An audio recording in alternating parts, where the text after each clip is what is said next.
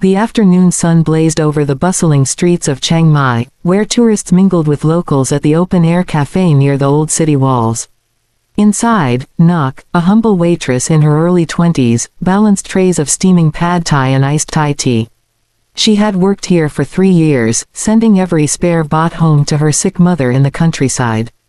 As she hurried past the doorway, she noticed an elderly man in a worn leather jacket parking an old motorbike nearby. His beard was silver, and his movements slow but steady. As he walked toward the cafe, a group of cocky teenage boys blocked his way. "Hey grandpa, nice rust bucket. Does it even start?" One jeered. Another pushed his shoulder. "Maybe you should retire before you break a hip." The cafe crowd chuckled nervously, but no one intervened. Nok froze for a moment. Her boss had warned her not to get involved with customers' business.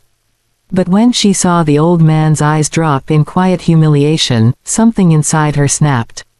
She marched outside, tray still in hand. "Stop it," she shouted, standing between the biker and the boys. "Respect your elders. He could be your grandfather." The teenagers laughed. "What's it to you, waitress?" One sneered. Nok didn't flinch. "If you want to fight, you fight me first."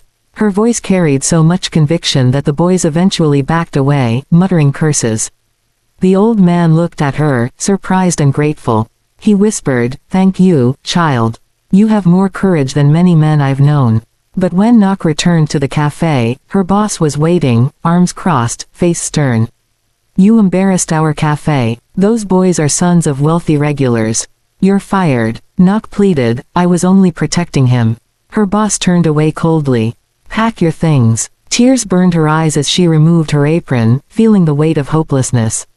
She had lost her only source of income, simply for doing what she felt was right. 2 hours later, Nok sat on the curb outside the cafe, clutching her small bag of belongings. Her stomach growled, her heart heavy. Then she heard it, at first a faint rumble, then a growing roar that shook the street. Dozens, then hundreds of motorcycles, gleaming chrome and roaring engines, turned the corner and rolled toward the cafe.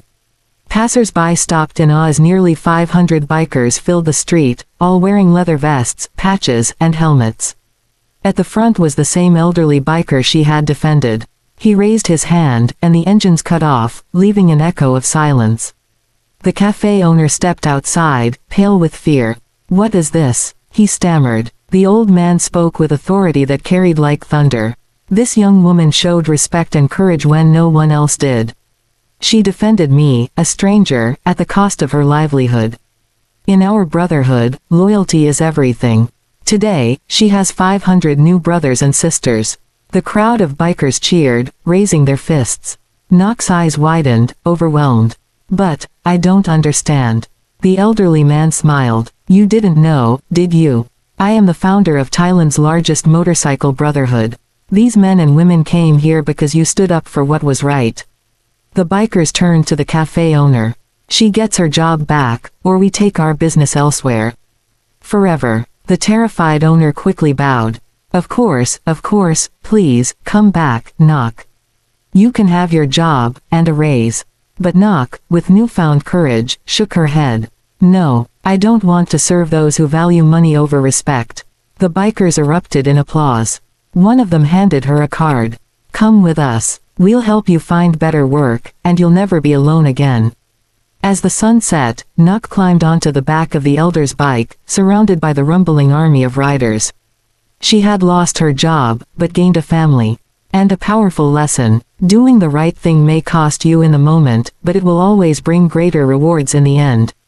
Right finger moral: true courage is standing up for others even when it costs you.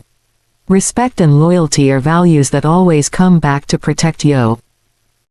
The air was heavy that afternoon in Chiang Mai, a blend of sizzling oil from street food stalls, sweet aromas of mango sticky rice, and the constant hum of tuk-tuks rattling by the ancient city walls. The little cafe where Nok worked was tucked at the corner of a busy street. Its wooden tables were shaded by bamboo umbrellas, and lanterns swayed gently in the breeze. Nok, a 22-year-old waitress with tired but kind eyes, moved quickly between tables. She had grown up in a poor farming village, and ever since her father had passed, she had been the sole provider for her ill mother and younger brother. Every day she reminded herself, work hard, keep your head down, and save every baht. But that day, fate tested her resolve. Outside the cafe, a weathered Honda CB750 sputtered to a stop. An elderly man, perhaps in his late 60s, swung his leg over the bike.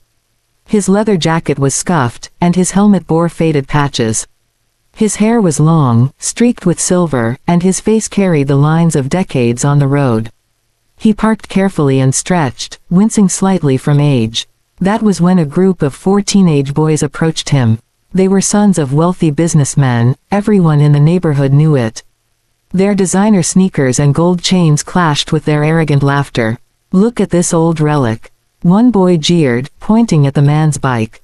Another added, "Did you dig that thing out of a junkyard, Grandpa?" The old man said nothing, his gaze calm. He tried to step past them toward the cafe, but one of the teens blocked his path, giving him a shove. "Careful, old man, you might break a bone." The cafe guests watched uneasily.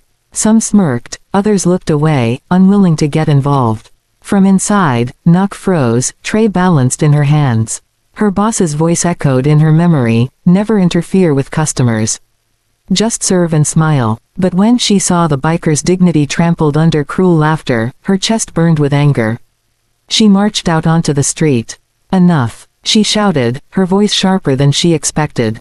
The teenagers turned, startled. They saw a young waitress in a simple white blouse and black skirt, holding nothing but a tray of drinks.